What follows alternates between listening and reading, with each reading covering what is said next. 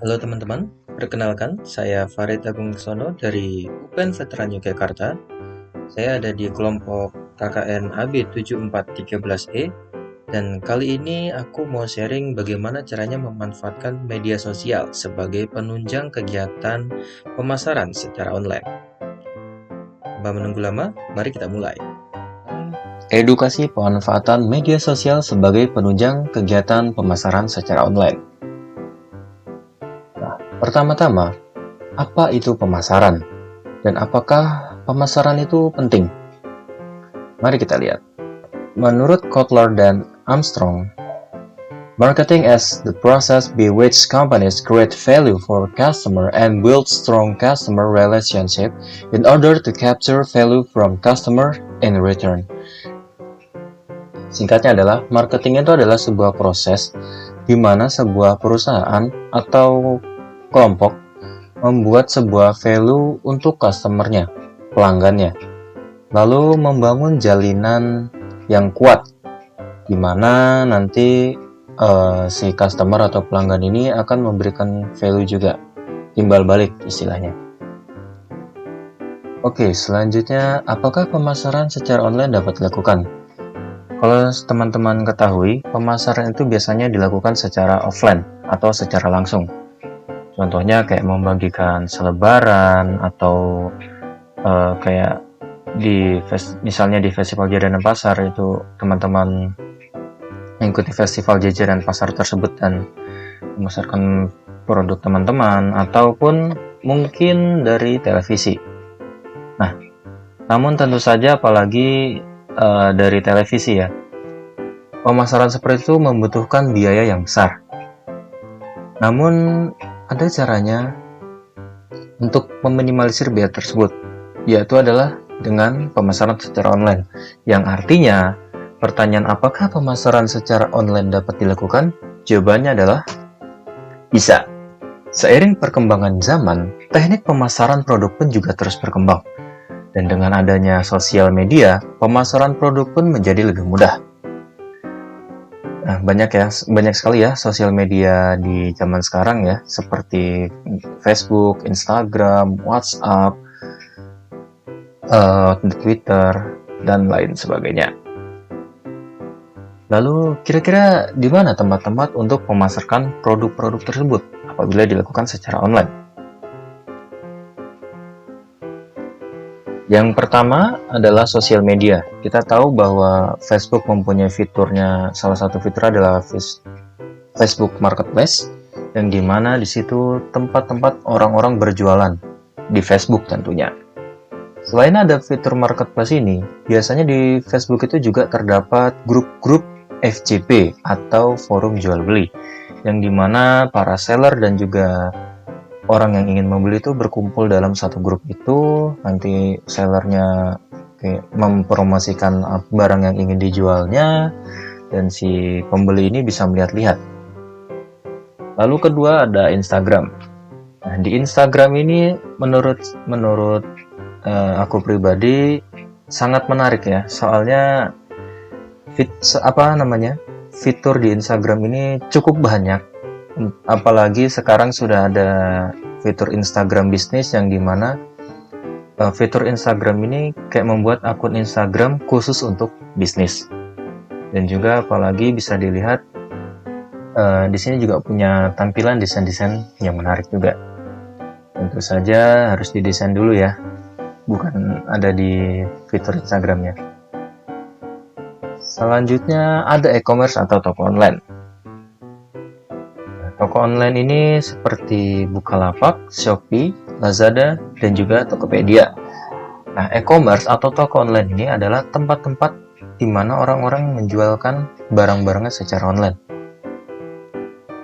Seperti itu. Nah, selain dari tiga ini ada juga WhatsApp Business. Lalu selanjutnya ada tips untuk memasarkan produk secara online. Dan di tips ini aku hanya sharing tentang Instagram saja ya. Yang pertama adalah jadikan akun Instagram menjadi akun bisnis. Jadi bukan akun personal yang biasa.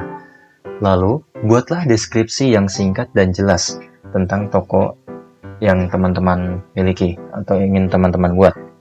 Lalu, taruh link eksternal bila ada. Jadi, link eksternal ini, misal teman-teman sudah pernah berjualan di Tokopedia atau menjual produknya di Tokopedia atau Shopee atau e-commerce lainnya. Nah, itu bisa ditaruh di Instagrammu. Jadi seperti pemasaran berlanjut lah. Lalu gunakan visual yang menarik. Tentu visual yang menarik akan lebih banyak untuk menarik mata para calon pelanggan. Dan terakhir, share testimoni dari customer atau pelanggan. Share testimoni ini penting karena semakin banyak testimoni yang ada, maka calon pembeli lain pasti akan mengira bahwa toko teman-teman ini sudah dipercaya berbagai orang menurut melihat dari testimoni yang ada. Kalau teman-teman belum tahu apa itu testimoni itu seperti review ya, sedikit review ya. Jadi ketika ada orang yang membeli produk dari teman-teman, nah lalu orang ini men-share hasilnya, apakah dia puas atau produknya sebagaimana, packaging seperti apa, dan lain-lainnya. Sehingga membangun kepercayaan kepada teman-teman. Oke, selanjutnya aku mau ngasih sebuah contoh di mana salah satu toko yang sudah memasarkan produknya melalui Instagram. Dan menurut saya ini salah satu toko dengan pemasaran yang cukup baik. Nah, ini adalah salah satu contoh Instagram yang sudah memakai akun bisnis ya. Ini kebetulan punya salah satu teman saya yang judulnya itu adalah Relax Time. Yang dimana Relax Time ini sudah terlihat seperti di deskripsi. Dia ada Relax Time dessert. Berarti kalau sudah ada dessert, berarti dia jualan semacam kue-kue. Di sini deskripsinya juga ada COD khusus Bekasi Timur, ada lokasinya di Bekasi Timur, dan juga dia sudah mencantumkan akun Shopee atau akun e-commerce. Dan di sini deskripsinya sudah terlihat jelas kalau jika ingin order atau ingin memesan, bisa melewat DM atau direct message yang seperti ini ya, atau bisa melalui WhatsApp. Ini adalah nomor WhatsApp. Lalu di bawahnya ini ada Linktree. Nah, Linktree ini seperti yang tadi aku sharing, bahwa salah satu tipsnya itu adalah dengan menaruh link eksternal. Nah, mari kita buka. Bisa dilihat bahwa di link eksternal ini ada WhatsApp, Facebook page, dan juga Shopee. Jadi seperti contoh tadi, kalau misal teman-teman berjualan di Tokopedia atau Shopee atau Lazada dan lain-lain dan ingin memasarkan juga di Instagram, bisa melakukan hal yang seperti ini karena ini benar-benar efektif juga. Dan juga misal ada orang yang masih takut-takut untuk belanja online tapi ingin belanja online, itu juga bisa melakukan pembayaran lewat e-commerce ya, Shopee atau Tokopedia, karena biasanya dinilai lebih aman. Ada Facebook page-nya juga. Oke, selanjutnya di sini ada testimoni. Testimoni ini penting untuk melihat kepercayaan para konsumer kepada toko Anda, toko teman-teman. Bisa kita lihat contoh di sini kalau kita klik. Nah, testi pertama di IG ini, terima kasih sudah order, semoga suka. Nah, ini adalah beberapa contoh dari testimoni para pelanggan yang berbelanja di Relax Time ini.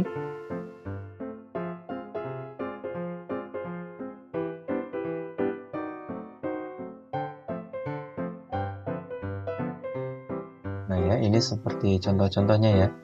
Jadi setiap ada customer atau pelanggan yang beli, itu kalau misalnya mereka mentestimonikan barang teman-teman, itu bisa kalian langsung share dan di highlight di IG seperti tadi. Sehingga ini untuk meningkatkan kepercayaan toko teman-teman. Selanjutnya ada endorse, price list, booth, sistem pre-order, dan juga varian cake atau varian kuenya. Nah, oh iya, selain tambahan, highlight story IG ini juga sangat berguna untuk menaruh info-info penting dari IG teman-teman. Misal seperti menu atau price listnya. Kita coba buka. Di sini ada price list atau daftar harga. Daftar harga misalnya cinnamon roll yang small 25.000 dan yang large 45.000. Ada churros dan berbagai macam cake lainnya. Oke, kita ke bawah lagi melihat. Nah, tadi seperti yang aku katakan bahwa desain yang menarik itu juga termasuk penting. Karena dengan desain yang menarik tentu akan memanjakan mata para customer. Di sini juga terlihat jelas ya. Selain desainnya menarik desain juga informatif. Seperti contoh ada cinnamon roll ini harganya 35.000. Kita buka.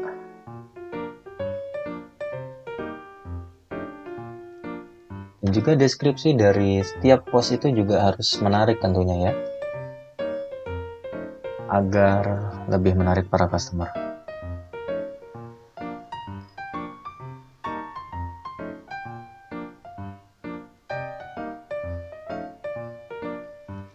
Oke, mungkin itu saja yang bisa aku sampaikan. Yang terakhir ada sebuah pesan, berjualanlah secara jujur.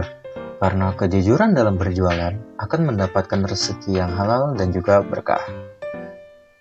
Seperti halnya tadi, jika ingin mendesain sebuah produk untuk pemasaran, gunakanlah foto-foto yang teman-teman ambil sendiri. Kalau bisa jangan mengambil dari Google ya. Karena apapun itu yang teman-teman nanti akan jual adalah produk hasil teman-teman sendiri. Rasanya tidak enak apabila teman-teman yang berjualan namun fotonya ngambil dari Google, itu bisa jadi nanti menurunkan kepercayaan customer nantinya. Ditakutkannya seperti itu. Baiklah, mungkin itu saja yang bisa aku sampaikan. Hal-hal yang aku sampaikan di sini adalah hal-hal dasar. Benar, hal-hal yang sangat dasar banget. Dan juga aku ingin minta maaf apabila ada salah kata. Terima kasih dan sampai jumpa.